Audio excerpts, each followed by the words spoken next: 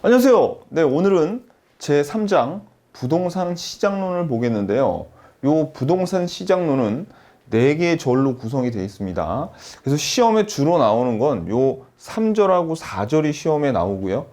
1절과 2절은 출제 빈도는 낮지만 이 3절과 4절을 이해하기 위해서 요 1절과 2절을 배워야 돼요. 자, 그러면 1절과 2절의 내용은 우리가 배우는 것은 부동산 시장에 대해서 배우고 싶은 거죠.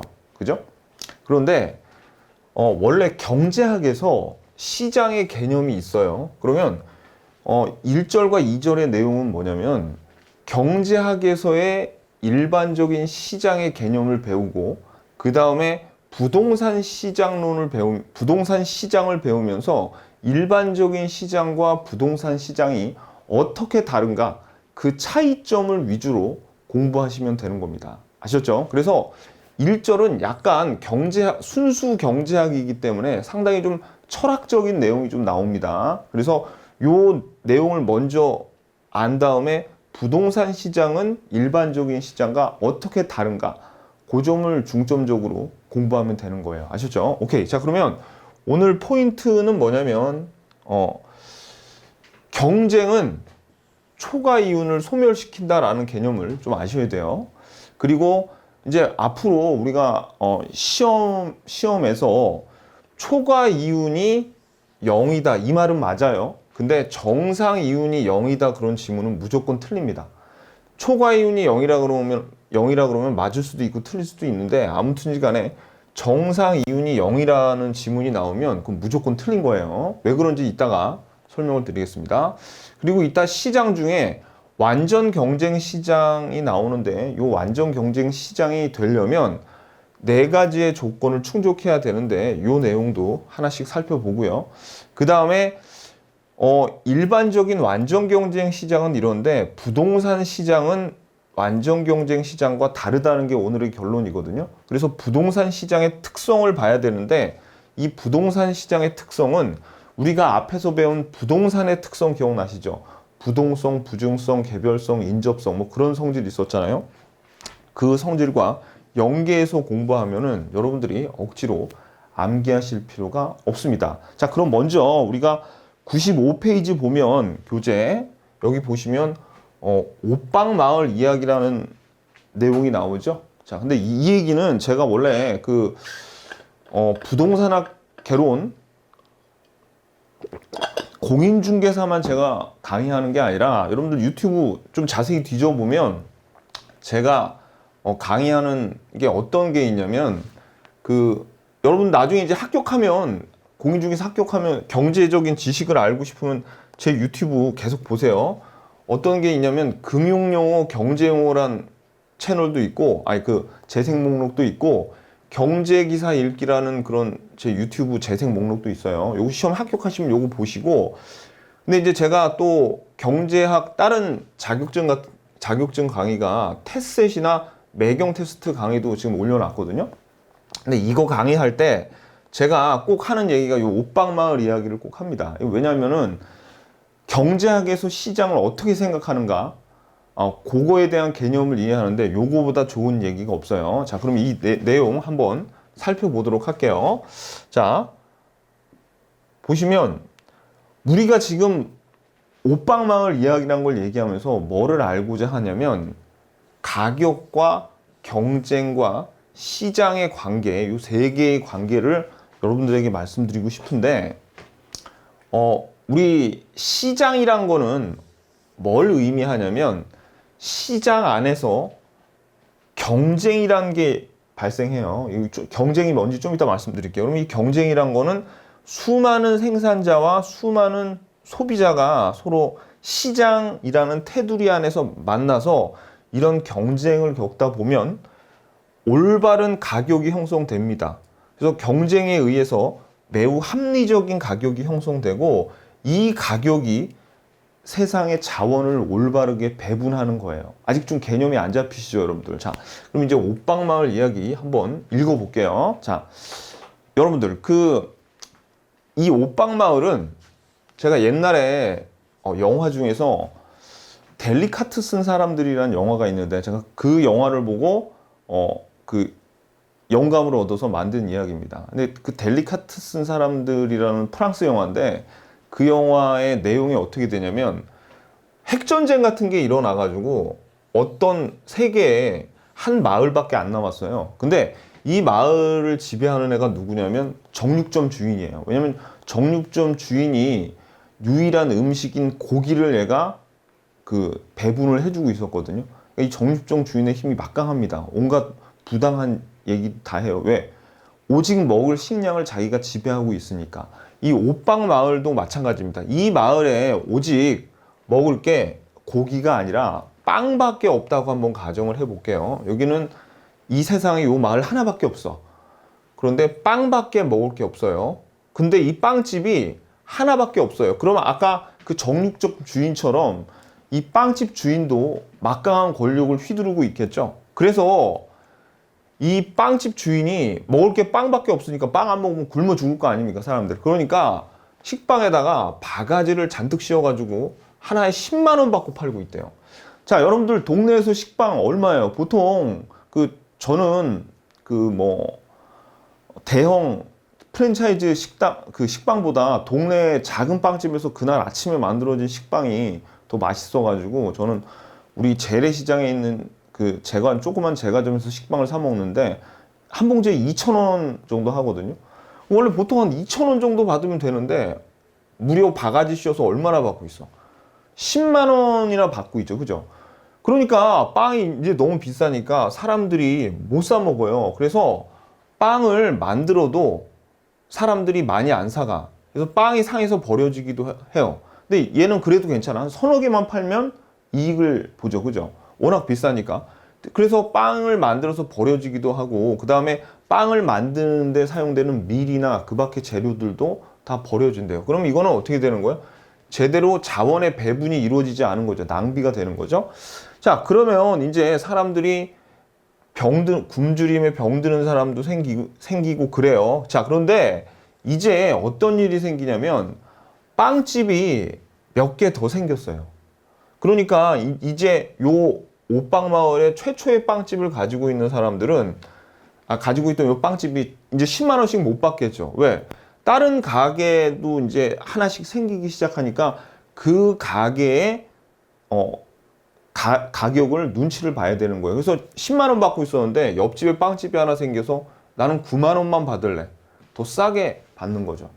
그러니까 사람들이 다 일로 간단 말이야. 그런데 빵집이 몇 개 더 생겼으니까 몇 집이 더 생겼으니까 나는 8만 원, 아니 나는 5만 원 이런 식으로 해서 빵집이 많이 생기니까 서로 경쟁이 생겨가지고 빵 가격을 다른 가게의 눈치를 보면서 빵 가격을 낮추기 시작했고요. 그 다음에 이제 빵집들이 아주 많이 생겼어요. 많이 생기니까 식빵 가격은 우리 동네에 있는 재래시장의 가격처럼 얼마? 2,000원까지 낮아졌습니다. 그러니까 이제 빵 가격이 싸지니까 많은 사람들이 빵을 사 먹을 수 있게 되고, 그래서 상해서 버려지는 빵은 없어지고요. 굶주리는 사람도 없어지게 된다는 아주 좀 평범한 얘기인데, 사실 요 내용에 시장 경제의 모든 원리가 다 들어가 있습니다. 제가 만든 얘기지만 아주 놀랍도록 간단하지만 교훈적인 얘기예요. 자, 그러면 이 얘기를 한번 우리가 분석을 해보면, 요거를 딱 이제 핵심만 짚어보면은 빵집이 하나였죠. 그죠? 그래서 빵집이 하나니까 바가지를 엄청 씌웠단 말이에요. 그죠? 그리고 나서 여러 빵집이 이제 나중에 생기고 나니까 요 바가지가 소멸하게 되더라. 그죠? 요 바가지가 소멸을 하게 되는데 이렇게 쉬운 말들을 경제 용어로 이제 한번 바꿔볼게요. 그러면 조금 약간 여러분들이 힘들어질지도 모르지만 되게 쉬운 용어예요. 자, 빵집이 하나였다는 얘기는 무슨 얘기예요? 경제학적으로 이걸 독점이라고 합니다. 독점. 하나의 생산자만 존재하는 거. 자, 바가지를 씌웠다. 이 바가지를 경제학 용어로 뭐라고 그러냐면 초과이윤이라고 해요. 초과이윤. 그럼 이 독점 기업이 초과이윤을 누리다가 여러 빵집이 생겼으면 이게 뭐냐면 바로 경쟁을 의미하는 거예요. 여러 빵집이 생겨서 경쟁이 생기니까 이제는 어떻게 해요? 더 이상 바가지를 씌우지 못했죠. 초과 이윤을 더 이상 누릴 수 없고 어떻게 되냐면 초과 이윤이 소멸하게 됩니다. 그러면 이게 무슨 뜻이냐면 여러 빵집이 생겨서 자기 마음대로 가격을 못 받으니까 어떻게 해요? 결국 이런 식으로 얘기할 수 있어요. 여러 빵집이 바가지를 소멸시킨다는 이유는 경쟁은 뭐를 소멸시키는 거예요? 초과 이윤을 소멸한다. 요 용어. 경쟁이 치열함, 그죠? 초과 이윤이 소멸되는 겁니다. 자, 그래서 경쟁이 초과 이윤을 소멸시키는데 시장의 이름이 경쟁이 너무 살벌해. 그래서 완전히 경쟁이 100% 이루어진대요. 그런 시장을 우리가 완전 경쟁 시장이라고 그래요. 이 완전 경쟁 시장의 가장 큰 특징은 생산자들이 무수히 많아. 굉장히 많아. 그렇기 때문에 경쟁이 완전히 치열해. 그래서 이런 완전 경쟁 시장에서는 뭐가 완전히 소멸되겠어요? 바가지인 초과이윤이 완전히 소멸이 되는 거예요. 그러면 초과이윤이 소멸된 가격으로 거래가 되면 합리적인 가격, 10만 원에서 다운된 2,000원으로 가격이 2,000원에 거래가 된다는 얘기고, 그러면 어떻게 된다는 겁니까? 더 이상 버려지는 빵이나 밀 그런 게 없어지고 사람들이 굶어 죽지도 않고 행복하게 살게 되죠. 그걸 뭐라 그러냐면 그런 상태를 자원의 배분이 효율적으로 이루어졌다는 겁니다. 무슨 뜻이야 아시겠죠? 자, 그래서 우리가 이제 요 내용을 잘 알고 계셔야 돼요. 어떻게 해요? 경쟁자가 많아져가, 그러니까 그 공급자, 생산자가 많아지니까 가격을 자기 마음대로 할 수가 없어. 그래서 경쟁에 의해서 생성된 가격, 즉 어떻게 됐어요? 자, 이제 우리가 아까 이 그림을 볼게요. 이제 우리가 요 시장에서 수많은 생산자와 소비자가 있어가지고 경쟁이 치열하게 된다면 이 경쟁에 의해서 올바른 가격 2,000원, 식빵 하나에 2,000원, 경쟁에 의해서 매우 합리적인 가격이 나오고, 그 다음에 어떻게 해요? 여기에서처럼 이렇게 빵이 버려졌다가 빵을 이제 올바로 다 배분이 돼서 굶어 죽는 사람이 없는 거죠. 가격이 합리적으로 되니까. 그럼 결국 시장에서 가격이 하는 역할을 뭐라고 얘기할 수 있겠어요? 그렇죠. 자원 배분의 역할을 하는 거예요. 어떤 가격이? 경쟁에서 발생한 합리적인 가격은 자원 배분의 역할을 한다라고 경제학에서는 얘기하고 있습니다. 이따가 나와요, 그 내용이. 우리 시험에는 안 나와. 근데 이건 알아둬야 돼요. 앞으로의 그 공부를 하기 위해서는, 우리가 이 시장론을 배우기 위해선. 자, 그래서 우리가 요 내용까지 봤고요. 그래가지고 자, 말씀드린 대로 시장 내의 완전 경쟁에 의해서 형성된 가격으로 거래가 되면 자원의 효율적인 배분이 되기 때문에 가격 자체가 시장 경제를 의미하기도 합니다. 요거 그냥 참고로 알아두시고요. 그 다음에 초과 이윤과 정상 이윤. 자, 봐봐요. 방금 전에 제가 뭐라 그랬냐면 어떤 가격이 있는데 독점 시장에서는 뭐가 있었습니까? 초과 이윤이 있었죠. 초과 이윤. 그래서 그 완전 경쟁에 의해서 정상적인 그 가격이 형성되면 이 초과 이윤 부분은 소멸되죠.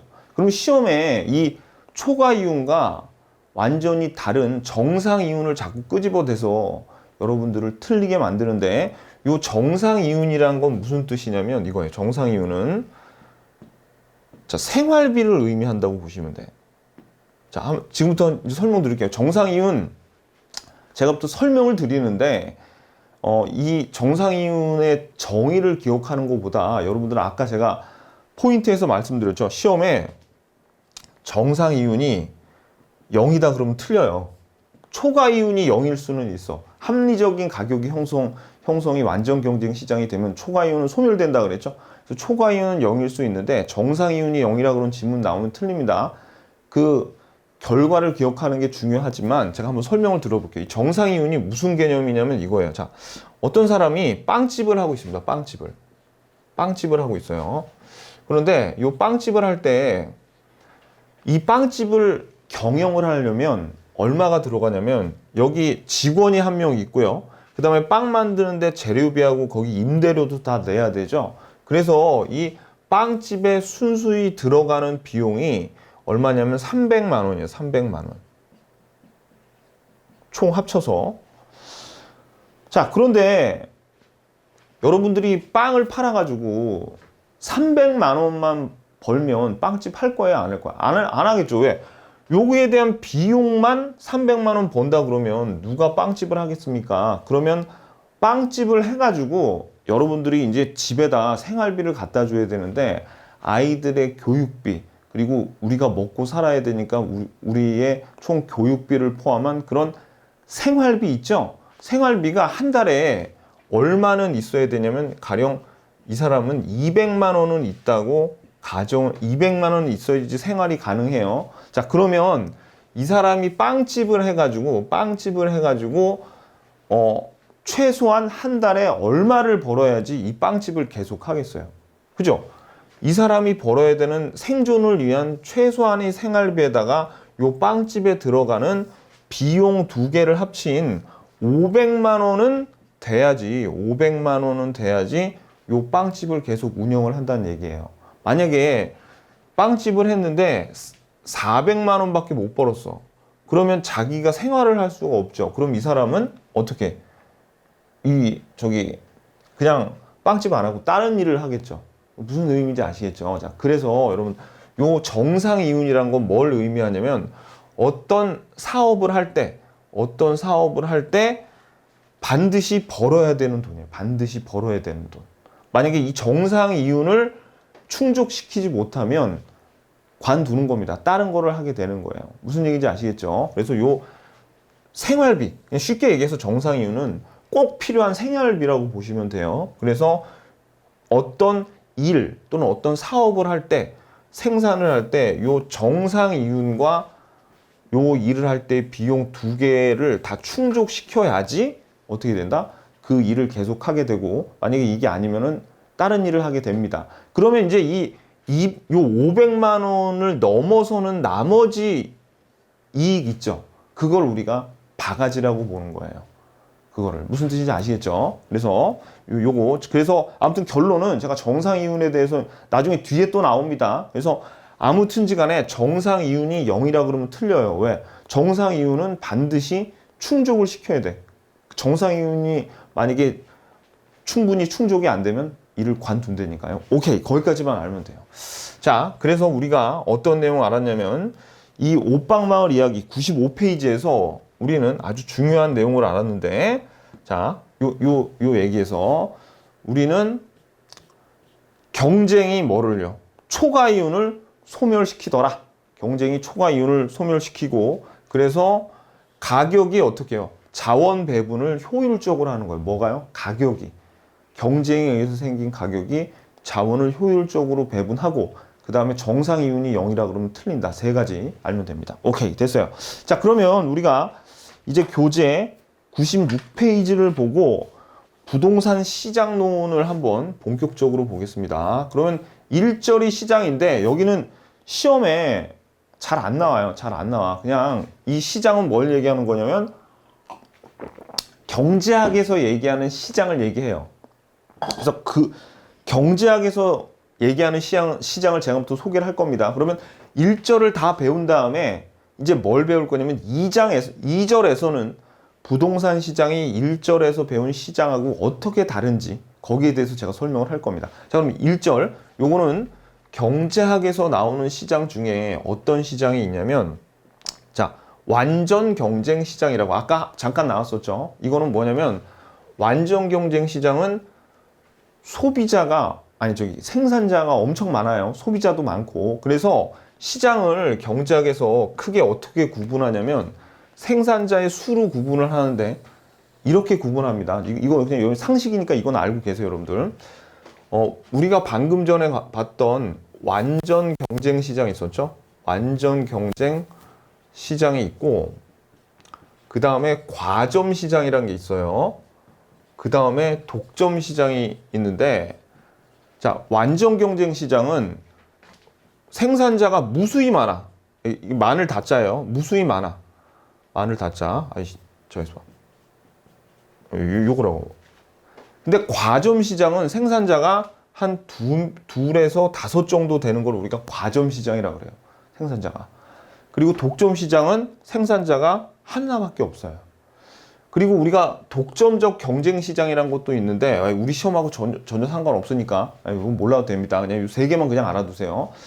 그런데 이제 우리가 특히 이제 요 완전 경쟁 시장이 생산자가 굉장히 무수히 많은 그런 시장인데 요 완전 경쟁 시장 말고 나머지 과점, 독점 그리고 요 우리 시험이 안 나오는 독점적 경쟁 시장 있죠. 얘네들은 경쟁이 완전하지가 않아요. 왜? 무수히 많지가 않잖아. 지금 생산자 수가. 그죠? 그러니까 얘네들을 우리가 다 합쳐서 뭐라 그러냐면 불완전 경쟁 시장이라고 불러요. 불완전. 경쟁이 완전하지 않아. 불완전 경쟁 시장이야. 그러면 아까 완전 경쟁 시장에서는 올바로 가격이 형성돼서 초과 이윤이 소멸된다 그랬죠? 그러면 요 시장에서는 경쟁이 완전하지가 않으니까 가격이 올바르지도 않고요. 그 다음에 여기에서는 초과 이윤이 소멸되지 않고 생산자들이 초과 이윤을 누리게 됩니다. 그 정도 여러분들 알아두시면 돼요. 아셨죠? 자, 그래서 완전 경쟁 시장은 그러니까 경제학에서 어떤 시장이냐면 그 분류로 나눠 놨는데 가장 자, 옆에다 줘. 이상적인 시장, 가장 이상적인 시장. 자, 그래서 여기 보세요. 경제학에서 가장 이상적인 시장이죠.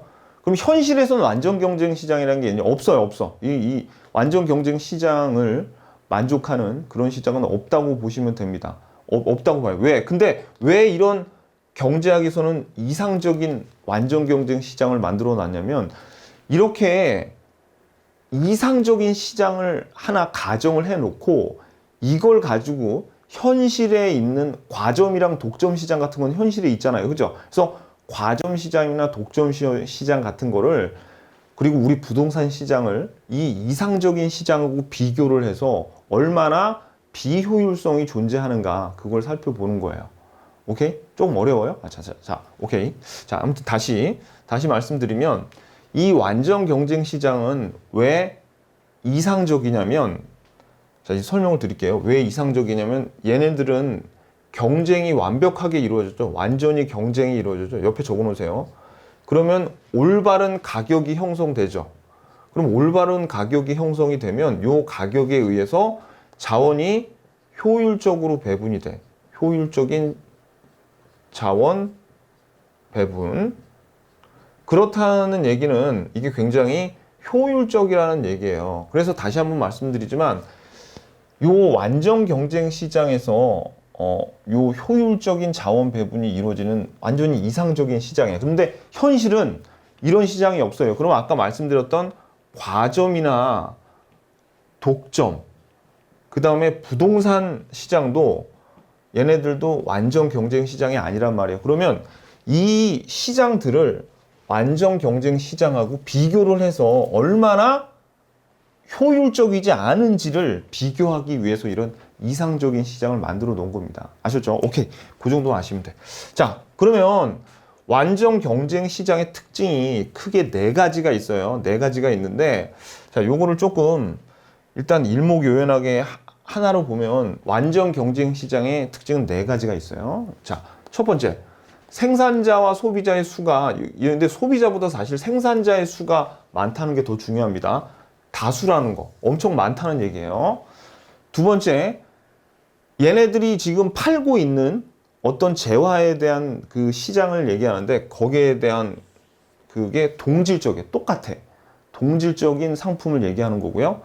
그 다음에 진입장벽이라는 게 존재하지 않아요. 그러니까 이 진입장벽이 존재하잖아요. 그러면 어떤 기업들이 이 시장에 들어와서 경쟁을 하려고 그래도 이걸 못하게 막아놓는 겁니다.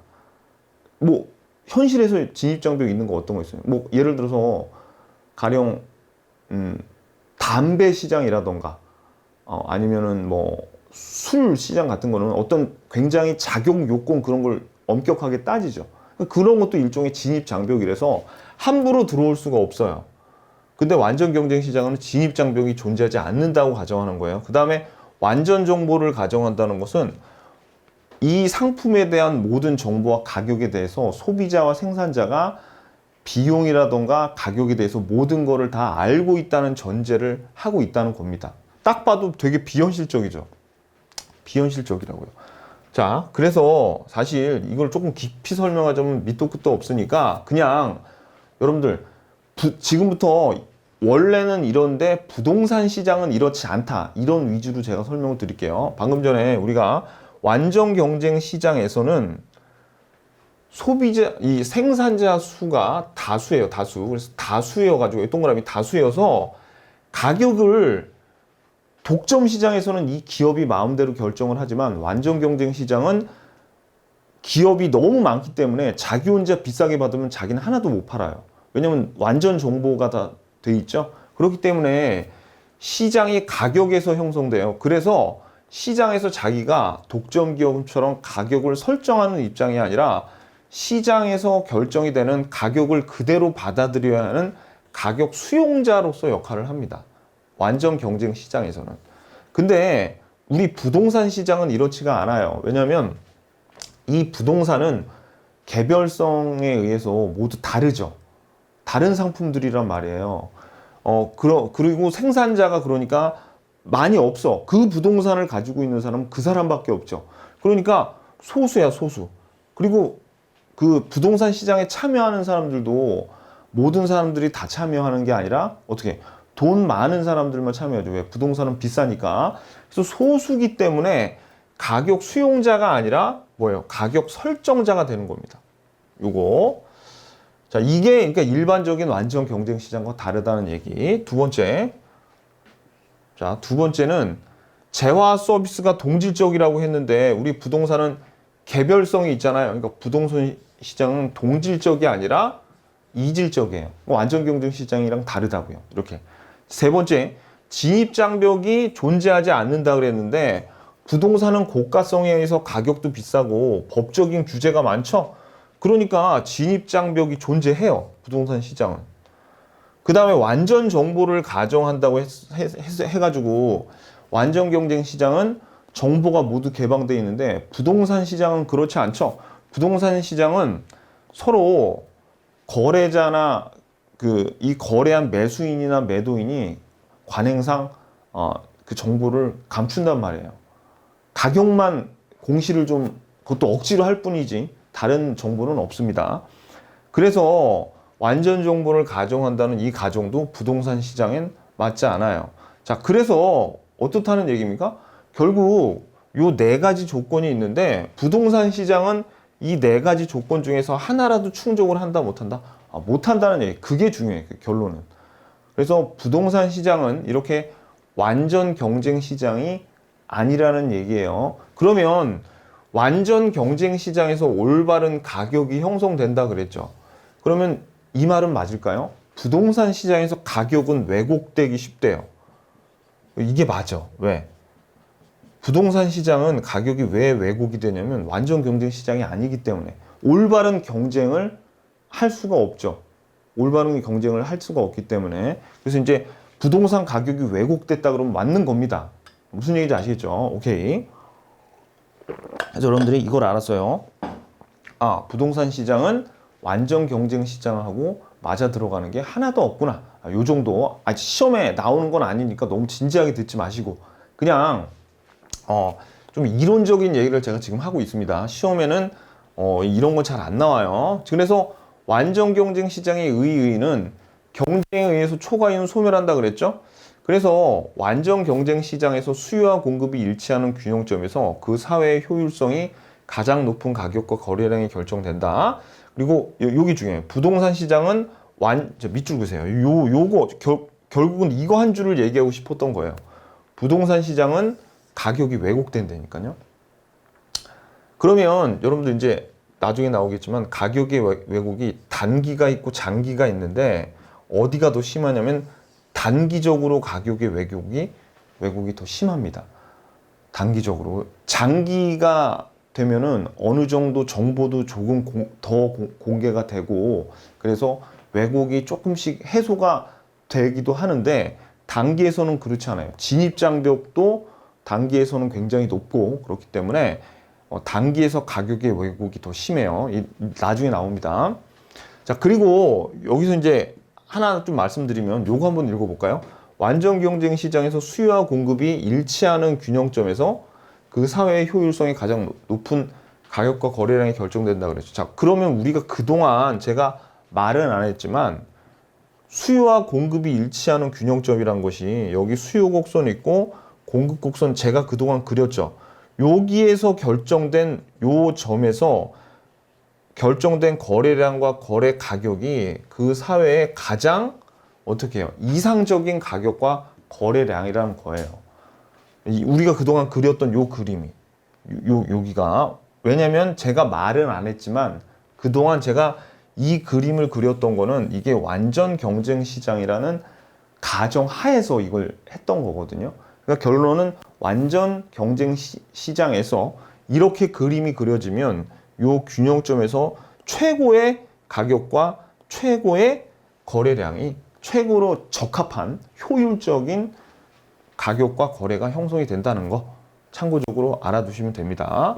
자, 그 다음에 불안정 경쟁 시장이라 그래가지고 여기 불안정 경쟁 시장의 종류이 독점, 과점, 독점적 경쟁 이렇게 있다 그랬죠?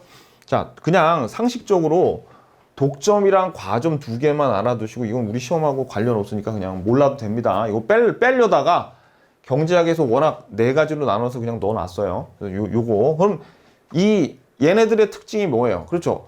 경쟁이 불완전하게 형성이 돼서 여기에서 형성된 가격은 어때요? 왜곡됐다 이거. 얘네들도 가격이 왜곡됐어. 그러면 우리 부동산 시장은 완전 경쟁 시장에 들어갔어요? 아니면 여기 있는 불안정 경쟁 시장에 들어가는 거야? 불안정 경쟁 시장의 하나라는 겁니다. 우리 부동산 시장이. 그러니까 이거 공부하면 좀 허탈한 거예요. 왜냐면 완전 경쟁 시장에 대해서 한참 설명하다가 끄트머리에 가서 근데 부동산 시장은 완전 경쟁 시장이 아니야. 미안해. 그러잖아요. 수업의 내용이 그렇게 진행되잖아요. 실제로 그렇게 되는 겁니다. 아셨죠? 오케이. 자, 그래서 좀 더 가보면 봐봐요. 그래서 부동산 시장은 불안전 경쟁 시장인데 보십시오. 아까 그 내용이 여기 그대로 나와요. 생산자, 소비자 수가 고가성과 부증성 때문에 소수야, 소수. 아까 완전 경쟁 시장은 뭐라 그랬는데? 다수였다 그랬어요, 다수. 그러니까 완전 경쟁 시장을 충족시키지 못하고 부동산은 개별성 때문에 이질적이죠? 아까 뭐라고 했어요? 동질적이라 그랬잖아요. 완전 경쟁 시장. 요거하고 또 충족시키지 못해. 그 다음에 진입장벽이 존재하니까 초과이윤이 존재해요. 자, 그래서 요 경우에는 뭐가? 진입장벽이 존재하지 않는다 그랬죠. 완전 경쟁. 그러니까 요것도 충족하지 못하고요. 정보가 완전하지 않아서 정보의 비대칭이 뭐냐면 정보가 불완전하게 공개가 됐다는 얘기예요. 정보의 비대칭이라는 거의 개념이. 그러면 요거의 정보가 완전히 개방이 됐다 그랬는데 공개가 됐다 그랬는데 그것도 만족하지 못해.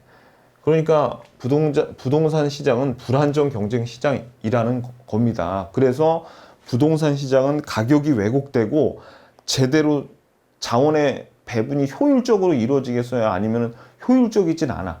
그래서 자원이 효율적으로 배분되지는 않아요. 근데 하나 조심하셔야 될 것이 여러분들 요건 알아야 돼. 뭐냐면 부동산 시장에서 자원을 배분을 하기는 합니다.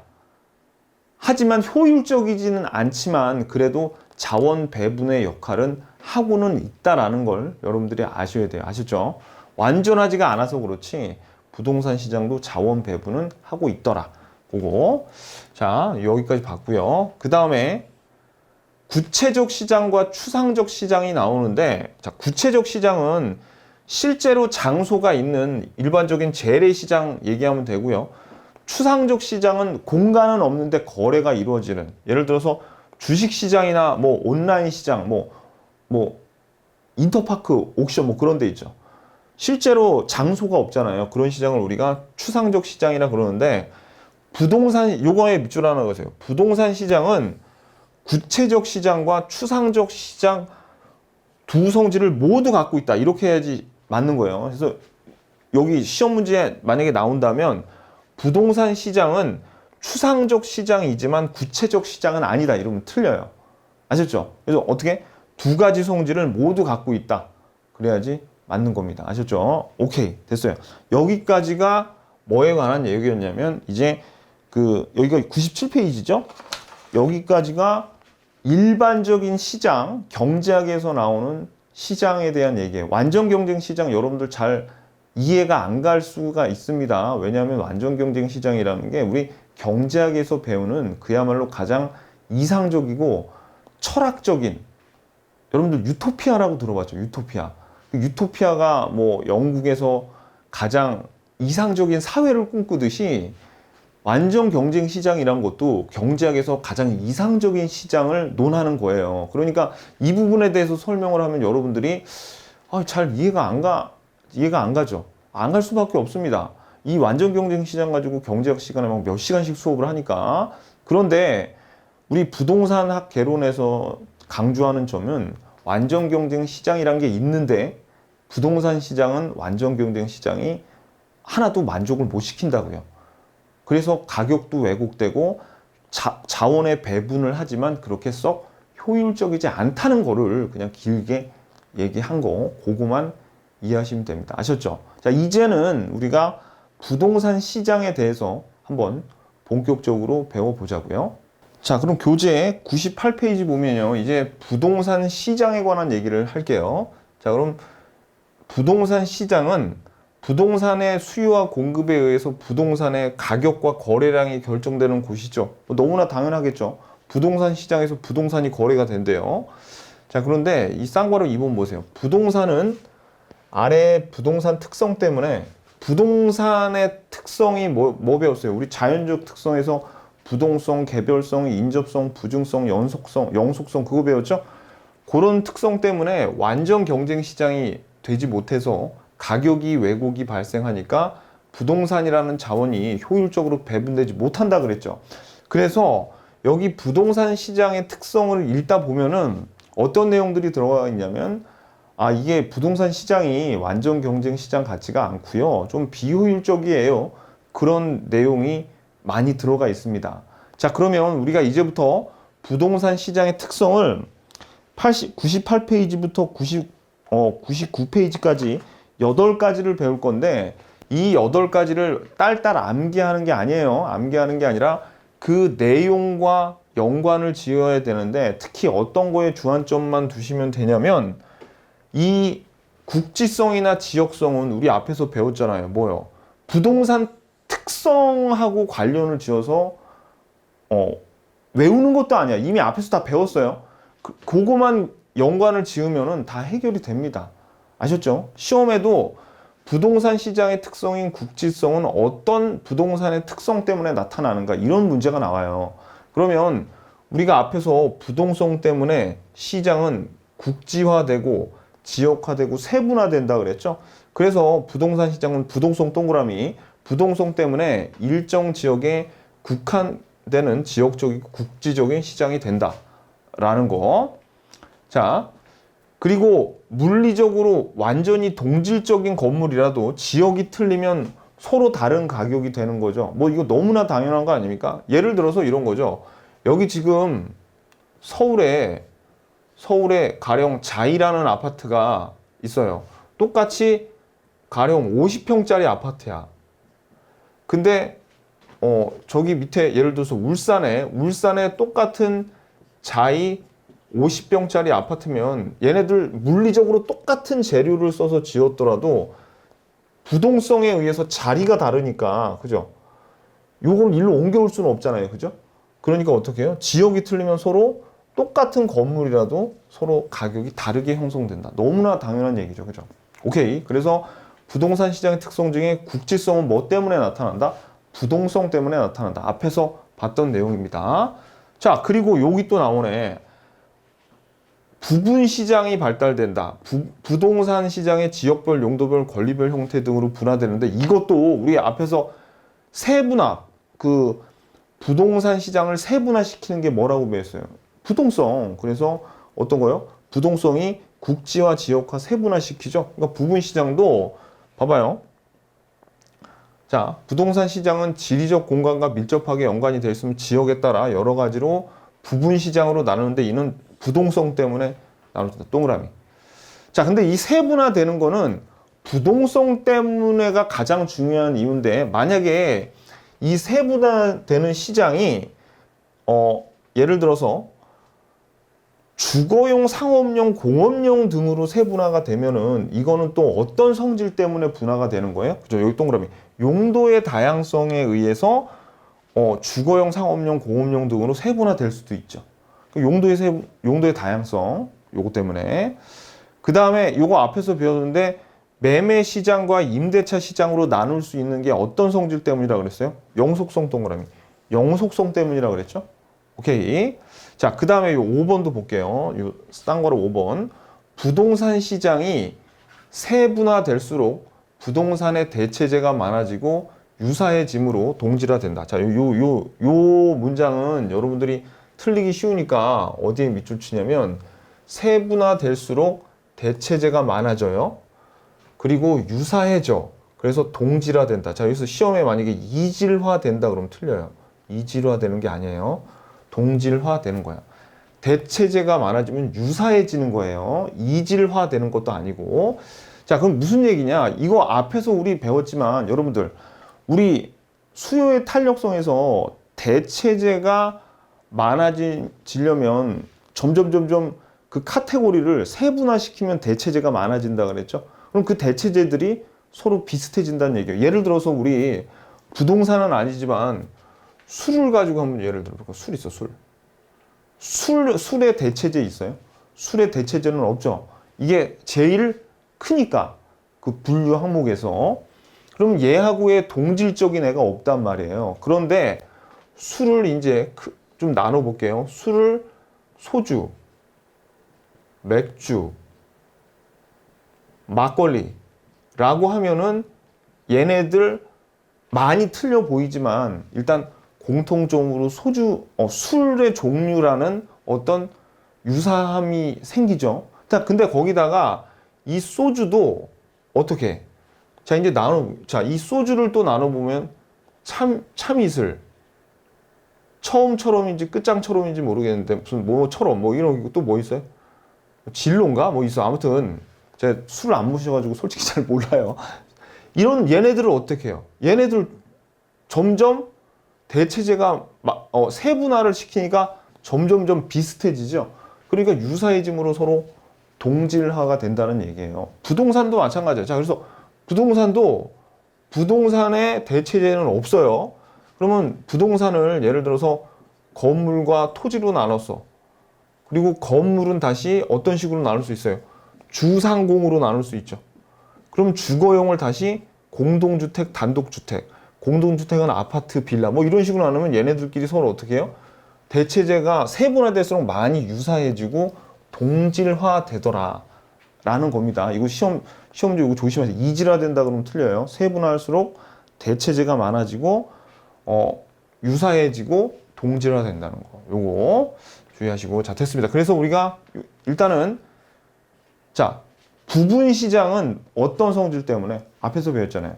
부동성 때문에, 그죠? 그리고 만약에 이게 주상공으로 나누면 당연히 용도의 다양성 때문에, 그리고 매매 시장과 임대 시장으로 나누는 거는 우리 영속성 때문에 일어난다 그랬고, 요 정도 보시면 됩니다. 부동산의 특성하고 연결지어서 기억을 하셔야 돼요. 그 다음에 수급 조절이 곤란하다는 얘기는, 자, 여기 몇 페이지냐면 98페이지 밑입니다. 수급이라는 게 뭐예요? 요게 수요와 공급에서 한 글자씩 딴 거죠. 수요와 공급 조절이 곤란해. 이유는 뭘까요? 당연히 우리 부증성 있잖아요. 부증성 때문에 부동산 공급에 많은 시간이 소요돼. 특히 건물은 만들 수는 있는데 토지는 아예 만들 수도 없죠. 부증성 때문에. 그래서 건물은 많은 시간이 소요되고 토지는 아예 증가를 못 시키니까 수요가 급증한다 해도 공급이 제때 이루어지지 않아요. 그러니까 수요와 공급을 조절하기가 힘들다는 거죠. 그래서 부동산의 특성 중 부증성하고요. 또 법적인 규제가 많죠. 건물이 다 주거용 아파트가 필요하다 그래서 임야 같은 거 다 베어버리고 거기에다가 아파트 지을 수는 없잖아요. 그러니까 법정 규제가 많기 때문에 공급에 제한이 있어. 그러니까 수급 조절이 곤란하다고요. 그래서 수요와 공급을 조절하는 것이 어렵기 때문에 수요와 공급의 불균형으로 인해서, 자, 밑줄 보세요. 단기적으로 가격 왜곡 현상이 발생하기 쉽다. 단기적인 동그라미. 장기적으로라면 공급이 좀 딸리면 조금 먼 지역에라도 건물을 지을 수가 있죠. 그러면 단기에서는 어떻게 해결을 할 수가 없어. 근데 장기가 되면은 그래도 건물을 좀 지으면 어느 정도 해결이 되니까 가격 왜곡 현상이 덜 발생하는데 어느 경우에 단기적으로 중요합니다. 가격 왜곡 현상이 발생하기 쉽다. 장기적으로 되면은 해소가 될 수도 있어요. 왜? 공급이 어느 정도 해소가 되니까 건물은 해소가 될 수 있죠. 토지는 부증성 때문에 해소되기가 힘들겠지만 요거 단기적으로 가격 왜곡이 된다는 거. 그래서 부동산 시장은 가격 왜곡이 된다고요. 아셨죠? 오케이. 자, 그리고 99페이지 4번 법적 제한의 과다. 법적 제한이 많죠. 왜 그랬습니까? 이거 우리 앞에서 봤지만 부동성 때문에 그 자리에 가만히 있어요. 그래서 온갖 규제랑 다 두들겨 맞는다고 그랬죠. 그리고 또 부증성 때문에 공공성이 강조가 돼요. 그래가지고 규제를 많이 합니다. 자, 그러다 보면은 단기적으로, 자, 봐, 여기도 단기적으로 부동산 가격의 왜곡 현상을 이 법적인 제한, 규제 때문에 가격이 왜곡될 수 있다. 자, 이 말은 무슨 얘기냐면, 여러분들, 가령 이렇죠. 어떤 지역에 부동산 가격이 막 급등할 때 법적으로 토지거래 허가구역 제한을 딱 두면 그때부터 가격 내려가죠. 그죠? 그리고 가령 대출 규제가 심하다가 대출 규제를 풀어버리면 어떤 제한을 풀어버리면 부동산 가격이 올라가고 내려가고 할 수가 있거든요. 그러니까 그런 어떤 그 정부의 정책이나 법적인 제한 때문에 올바른 가격이 형성이 안 되고 가격이 왜곡된다는 얘기예요. 오케이, 좋아요. 자, 그 다음에 5, 6, 7번은 얘네들은 앞에 뭐가 붙냐면 B자가 붙은데 이 B자가 들어간 3명의 공통점은 그 이유가 개별성 때문에 이런 일이 생긴다는 거예요. 자, 그래서 첫 번째, 비표준화성. 개별성 때문에 표준화가 되기가 힘들더라 라는 거죠. 자, 그래서 개별성의 동그라미. 그래서 부동산의 규격화나 표준화가 불가능하고 당연히 부동산 대량 생산 그런 거 안 되죠. 그리고 대체성도 거의 없습니다. 그래서 일물일가의 법칙이 하나의 동일한 상품에는 동질적인 하나의 상품에는 가격이 다 일치한다는 건데 부동산은 개별성 때문에 정확히 일치하는 놈이 하나도 없어요. 그러니까 일물일가의 법칙을 적용하기가 힘들죠. 자, 그 다음에 6번째, 비조직성. 이것도 개별성 때문에 부동산을 조직적으로 관리하기가 힘듭니다. 그래서 이걸 우리가 비조직성인데 개별성의 동그라미. 자, 부동산 상품은 개별성 때문에 거래 가격이나 성질이 다르므로 상품별로 시장의 조직화가 불가능하다. 그래서 시장의 조직화가 불가능하니까 거래 당사자 간의 직거래가 형성되고 그 다음에 시장의 효율적인 통제가 힘들다는 거죠. 그러니까 조직적이지 않다는 거는 예를 들어서 이런 겁니다. 자, 보세요. 여기 어떤 일단의 토지가 있다고 했을 때 토지가 이렇게 있어요. 토지가 이렇게 있는데 여기가 제가 그림을 좀 삐뚤빼뚤하게 그려서 그렇지 다 똑같이 100평 정도의 토지를 갖고 있다 그래요. 그런데 여기 이제 도로가 이렇게 지나갑니다. 그러면 이 토지를 사람들에게 다 이제 처음에 최초의 소유자들에게 다 분양을 했어요. 그래서 다 토지가 있는데 나중에 이거를 다 팔아야 될 때가 왔는데 이때 조직적으로 여기 있는 평당 100만 원으로 다 같이 팔어 라고 하면 이 사람들이 그 조직의 말을 들을까요? 아니면은 안 듣는 애들도 있을까요? 안 듣는 애들도 있을 거다. 왜냐면 이 도로하고 먼 쪽에 있는 애들은 그래, 좋아. 나 100만 원에 받을게 라고 하지만 도로 쪽에 있는 애들은 무슨 소리야. 이게 100만 원보다 많이 나가는데 라고 하면서 조직에 반감을 품겠죠. 그죠? 그래가지고 어떻게 해요? 자기네들이 직거래를 한다던가 한 일이 벌어집니다. 그래서 이런 개별적으로 토지들의 성질이 다 틀리기 때문에 조직적으로 어떻게 해요? 얘네들을 연계해서 관리하기가 되게 힘들다는 얘기예요. 부동산은. 자, 그 다음에 비공개성은 부동산은 어때요? 자, 요것도 개별성과 행정적인 규제 등의 이유 때문에 거래 내용을 잘 공개하지 않아요. 왜냐면 괜히 거래해가지고 저희 국세청에서 조사 같은 거 나오면, 그죠? 그리고 어떤 자기의 그 이윤이나 그런 것들을 감추는 경향이 있습니다. 부동산 거래할 때. 그래서 부동산 활동할 때는 어떤 비용이 공개가 안 되기 때문에 이거를 정보를 캐내야 돼. 그래서 정보 탐색 비용이 들게 되겠죠.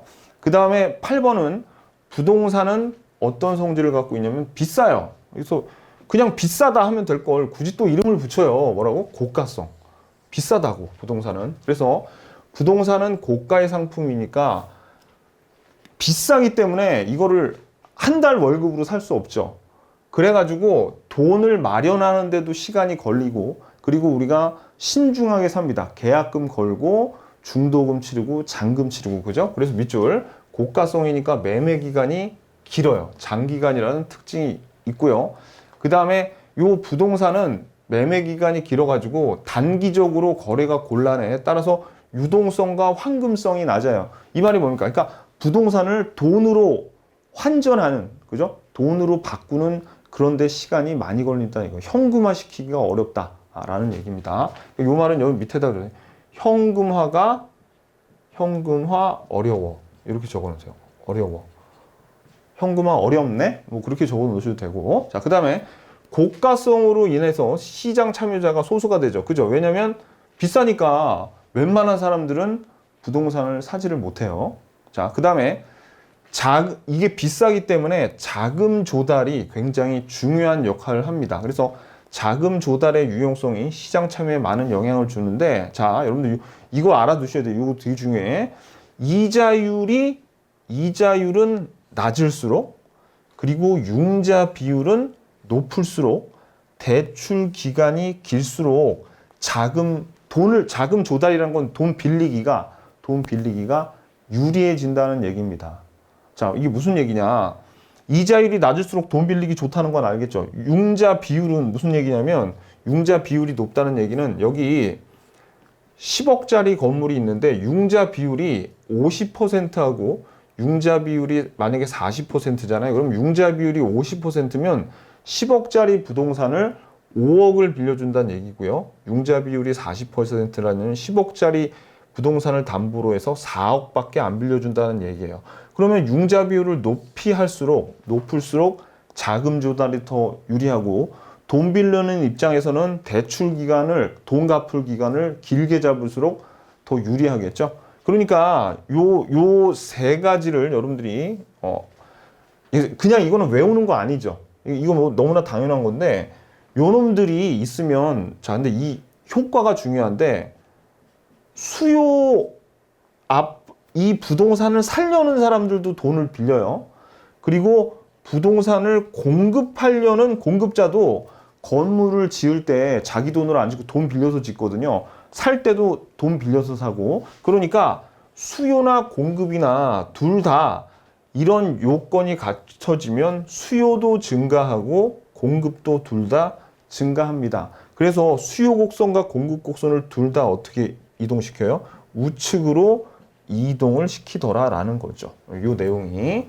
자, 그래서 고가성에 대한 내용을 우리가 살펴봤어요.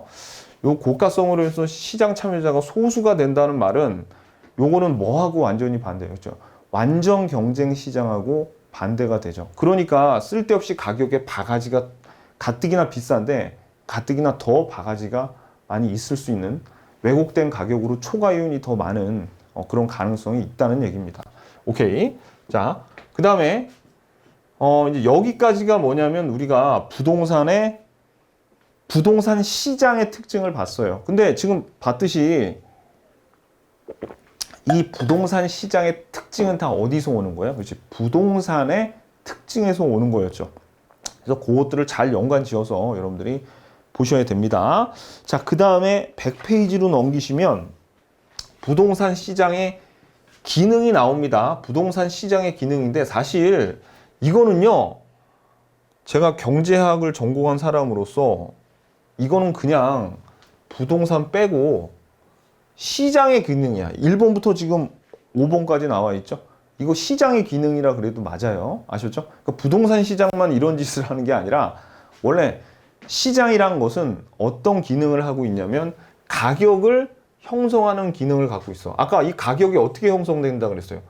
수요와 공급의 서로 경쟁에 의해서 가격이 형성된다 그랬죠? 자, 그래서 여기 어떤 내용이 나오냐면, 자, 요거 하나, 시험에 나올 건 아닌데 그냥 참고적으로 한번 알아두세요. 매도인이 제한하는, 그러니까 파는 사람이 제한하는 가격은 최소 가격이야. 그러니까 파는 사람은, 야, 5억보다는 비싸게 줘야지 내가 판다. 최소 가격이고, 매수인이 제한하는 가격은 나는 이거보다 비싸면 안 사. 그러니까 최고 가격, 즉 상한선을 서로 제한하겠죠. 그러다 매도인과 매수인의 가격이 일치할 때 가격이 형성된대요. 그 말은 무슨 얘기냐면 처음에 매도인은 비싸게 팔려 그래요. 그리고 매수인은 처음에 싸게 살라 그럽니다. 근데 처음에 비싸게 팔라 그러다가 시간이 지날수록 이거 자존심 버려야겠는데 조금씩 깎아서 주려고 합니다. 현금화를 시키기 위해서 조금씩 싸게 받으려 그래. 그러다 보면 안 팔리면 가격을 조금씩 낮춰요. 반대로 매수인은 처음에 싸게 살라 그러다가 아무리 찾아봐도 자기가 원하는 가격을 이 가격에 살 수 없다는 걸 인지하게 되면 좀이라도 비싸게라도 주고 사야지하고 점점 가격을 올려서 이렇게 받으려는 성질이 있어요. 그러다 보면 얘네들이 딱 만나겠죠. 일치하는 가격이 형성되겠죠. 그때 가격이 형성된다는 너무나 당연한 얘기를 어렵게 이렇게 적어놨어. 그죠? 요거 그냥 알아두세요. 매도인이 제한하는 거는 최소 가격 하한선이라고. 이거보단 비싸게 줘야 돼. 그죠? 오케이. 자, 그 다음에 또 가격이 어떤 기능을 한다 그랬어요? 자원의 배분의 기능을 한다 그랬죠? 자원 배분을 하고, 그 다음에 이 자원을 배분한다는 게 또 어떤 의미를 갖고 있냐면 교환을 한다는 의미예요. 뭐와 뭐를 교환해? 부동산과 화폐를 교환하죠. 또는 부동산끼리 교환 계약도 할 수 있죠. 그런 자원 배분으로서 교환 기능도 가지고 있고요. 그 다음에 이 시장에서 정보를 제공하는데 이 정보를 제공하는 게 뭐예요? 지금 이거 막 적혀 있는데 이거 볼 필요도 없어. 그게 이 정보를 제공을 하는 가장 큰 역할을 하는 게 뭐냐면 가격입니다. 가격이 정보 제공을 해요. 무슨 얘기냐면 시장에서 어떤 부동산이 10억짜리고 시장에서 어떤 부동산이 1억짜리면 그냥 소비자는 이걸 살 때 가격에서부터 그냥 정보를 얻어요. 이 부동산은 10억이니까 10억의 가치가 있겠구나. 이 부동산은 1억이니까 1억의 가치가 있겠구나라는 정보가 그냥 가격을 통해서도 알 수 있다는 얘기입니다. 그리고 역시 양과 질의 조절 기능이라고 여기 쓸데없이 적어놨지만 양과 질의 조절이 뭐예요? 이게 자원 배분이지. 자원 배분. 제가 솔직하게 좀 얘기해 볼까요? 여기 부동산 시장의 기능이라 그래 놓고 1번부터 5번까지 억지로 만든 거야. 억지로. 제가 솔직히 제일 중요한 건 여기 그냥 뭐만 알면 되냐면 이 두 개만 알면 돼요. 이 두 개가 제일 중요한 기능이고 이 두 개에다가 그냥 교환 기능, 정보 제공 기능, 양과 질의 조절 기능을 그냥 부동산 학개론 만든 사람이 뭐라 그랬어요? 경제학 그대로 베꼈다 그랬지. 그대로 베끼면 그냥 베끼기나 할 것이지 왜 이렇게 쓸데없는 거 갖다 붙이냐고. 3, 4, 5번 같은 거. 제가 보기에 1번, 2번만 있어도 충분히 그 부동산 시장의 역할을 충분히 하고 있거든요. 근데 괜히 쓸데없이 이걸 붙인 거야. 시험에도 잘 안 나와요. 자, 그래서 아무튼 그냥 알아두세요.